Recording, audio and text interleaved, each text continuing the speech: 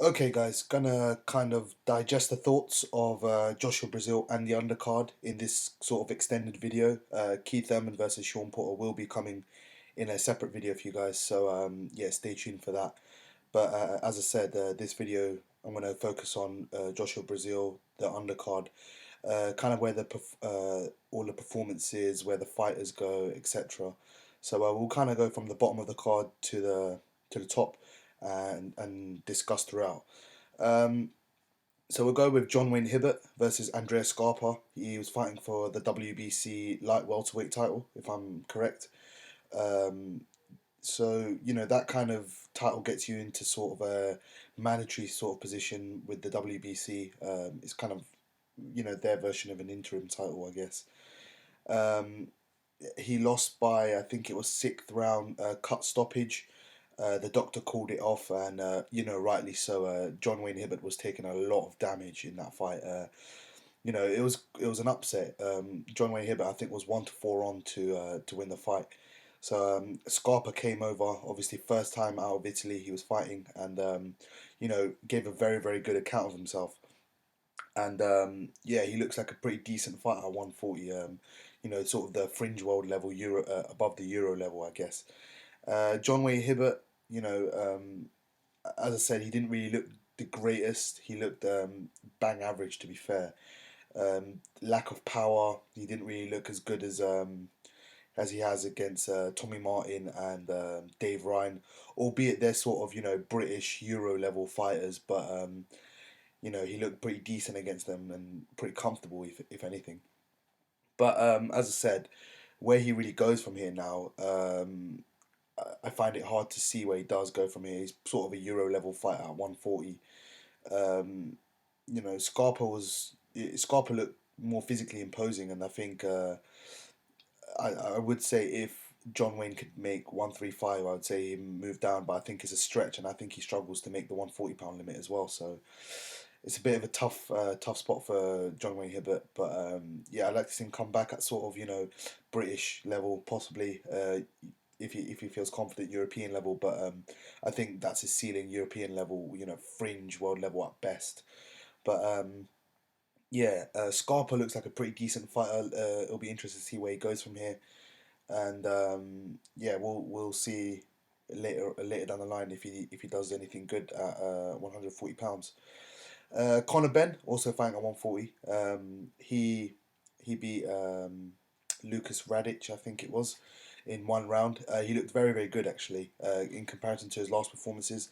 Very solid. Some good boxing skills, and yeah, he looked very competent. He lived up to the destroyer, Nigel Benn, the Dark Destroyer, Nigel Benn. So yeah, uh, not really interested to see where he goes from here. We know he's probably past that sort of level now, especially with this performance. Is very very good. I don't know what he'll be chasing next. Potential for the British title. Maybe Southern area or maybe English title. We have to wait and see. He hasn't really had a long amateur career, so he's still got plenty of time to learn. He's only 19 years old. He's learning on the job, so yeah, it'll be good to see Conor Benn's progression throughout the years. Uh, the it was I'm trying to think who was next on the card. We'll go with Chris Eubank Jr.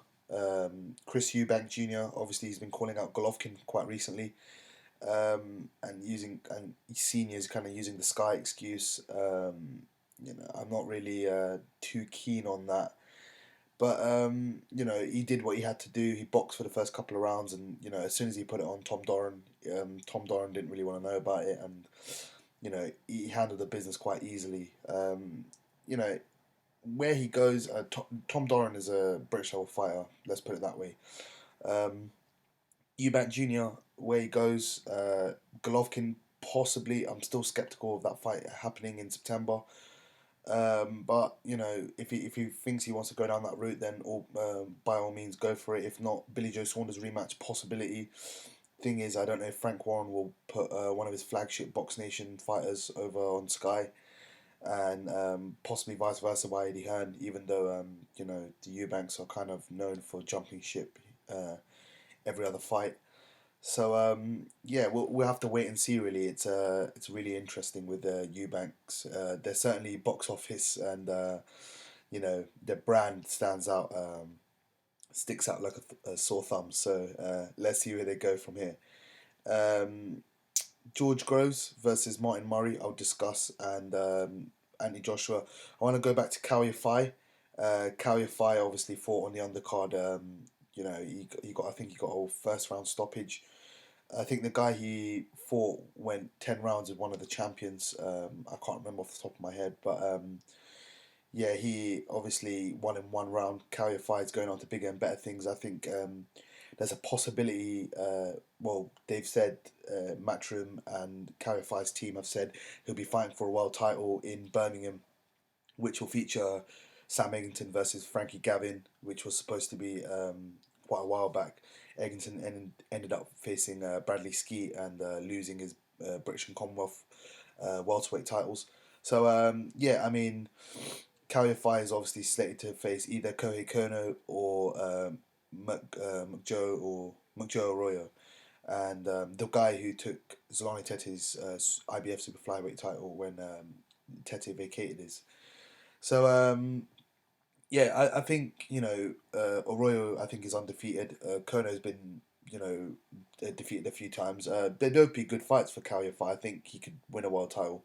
I think it'd be a bit tougher against Arroyo, but I still think he could win that fight. Kono, I'd expect him to beat him, but it'd be a very very good fight. A barnstormer to be fair. So yeah, I'd love to see that fight. There was another fight on the card. Can't remember off the top of my head, but we'll go to George Groves versus Martin Murray. George Groves versus Martin Murray was very, very good. And, where they kind of go from here is more the question. It didn't catch fire the way it did, the way I wanted it to. But for me, the main thing was that, the guy was supposed to win won. And, yeah, I mean, George Groves, where he really goes from here is the bigger question. It was pretty comfortable in there for him, I'd say. Martin Murray didn't really put it on George Groves, and when he did, I don't think, George really liked it. I think Martin Murray, if he, sorry, if he put it on George Groves consistently throughout the fight, I think he could have had a good chance of winning that fight. But Martin Murray still thinks he's going to fight on, and as in still fight at the top level. I think this fight kind of solidifies that, especially against the sort of upper echelons of the 168 division. I think he's going to really struggle. He didn't really have a high punch output like I thought he would. Um, he made it aggressive only at times, and he really struggled with George Groves' jab. So for me, where Martin Murray goes from here is kind of drop back down to European level and trying to work his way up and improve on certain things if he can. I know he's 33, so as I say, you can't really teach an old dog new tricks, but hopefully he can pick up on on a few new things, and improve a bit more and try and get a world title at 168. Um, George Groves, I think he can beat De Carolis or Fedor Chudinov, whoever the champion is. I know Stam's failed a drugs test, so he can face one of them.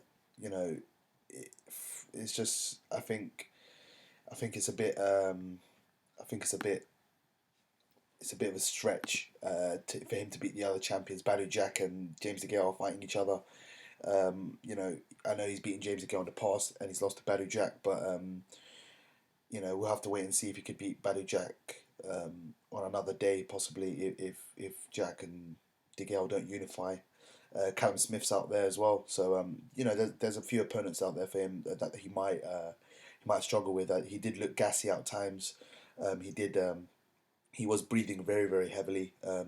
He looked actually more slender than usual, but for me that's a problem going in long term rather than at the very short term. So yeah, George Groves, I really want him to move to 175 pounds. I just think he's killing himself to make the weight, similar to how Canelo's making the weight at 154. So yeah, I think they both, well, in particular in this case, George Groves needs to move up. but good solid win nonetheless. Very good win. You know, he's in a good position down the WBA route, so we'll see it. We'll see how it goes for him there. Sorry, I forgot pretty much the last undercard fight, which was Dillian Whyte. Dillian Whyte looked very rusty. I know I kind of got the order mixed up, but I knew someone else was on the card. I just, you know, lost my bearings. But yeah, Dillian Whyte looked very rusty against Ivica Bakurin. Bakurin, obviously, we know him over here. Lost to Tony Bellew, but Bakurin is what he is. You know, slippery, awkward, blown up cruiserweight, and we're just trying to slip and avoid Dillian Whyte's big power punches. But Whyte, you know, looked very uncoordinated, had a lack of technique, and you know, career heaviest, not in the best condition. He still has, you know, masses of knowledge to learn on the art of boxing. For me, in terms of picking his punches, being accurate, and just timing. I think he's got raw power, and he can go a long way with that raw power. But if you're not able to coordinate your punches right, I think that raw power kind of means nothing. So I don't want Dillian Whyte calling me out. So Dillian Whyte, if you do watch this video, please don't come for me. But I just think you have a lot to improve on, and yeah, I think this performance kind of proved it. Tony Bellew, I don't think struggled with Bakurin either, but they both didn't struggle. But I think Dillian Whyte didn't have the best of showings against Bakurin. Let's put it that way. Neither did Tony Bellew, but Dillian Whyte, on a comeback, he should be, knocking this guy out in 2-3 rounds. Let's put it that way, not six. But yeah, let's see how far Dillian Whyte goes. He's time to match him, so he's got a bit more exposure for a potential Joshua rematch. So, as I said, he's got some way to go. Main event, Joshua Brazil. I wouldn't say I'm surprised that it went 7 rounds. AJ said he was going to box, and he did box, and box very smartly, to be fair, and he done what he needed to do, and yeah, I'm not surprised at all. What is surprising is the disappointment. He really should have put his foot on the gas, and he had Brazil hurt in the second round. He should have taken him out. I know the referee did step in, but second or third round he should have stopped him. And Brazil is what he is. He's very slow, languid. Just sort of plodding, and very poor. He's gonna make a living off that Joshua fight, which is unfortunate. And yeah, I'm very disappointed at that. He's given a guy that probably Klitschko would knock out in a round. Wilder, Povetkin, Luis Ortiz, Tyson Fury, they would all probably knock out, Dominic Brazil in 1 round, I'd say. And Tyson Fury doesn't even have a lot of power, so I'd even say he knocks him out, knocks out Brazil in 1 round. But it was very disappointing that, but more so it was the performance and the learning, the learning experience, I guess, for Joshua, and he's obviously learned a lot from this fight, and he's trying to move onwards and upwards. Bermane Stiverne is obviously a big name again, who's been banded around by Matchroom and Eddie Hearn. He's obviously taking a break, so there's a possibility that Stiverne will be next, and then he'll probably get Joseph Parker as his IBF mandatory. Hopefully he gets that that one fight in. And by no means am I a Joshua fanboy. I actually, don't see anything too special in him. But as I said, it'd be good for his learning progression to see where he actually is at as a heavyweight champion, and it'd be a good test. I know Joseph Parker's obviously faced Carlos Takam, but we have to wait and see where Joshua's gonna go, and as I said, Bermane Stiverne would be a good opponent next, but we really have to wait and see what goes on. So, guys, that's all my thoughts on the Joshua Brazil card. All the undercard fights. Please do let me know your thoughts on all the fights, and yeah, I'd be interested to hear them. I'm going to do a live stream hopefully this week if I get a chance, and yeah, we'll discuss Keith Thurman versus Sean Porter in a separate video as well. If you like the video, please give it a thumbs up. Subscribe and share so it gets out to a larger boxing audience. And yeah, take care, guys. Speak to you soon. Yeah, peace.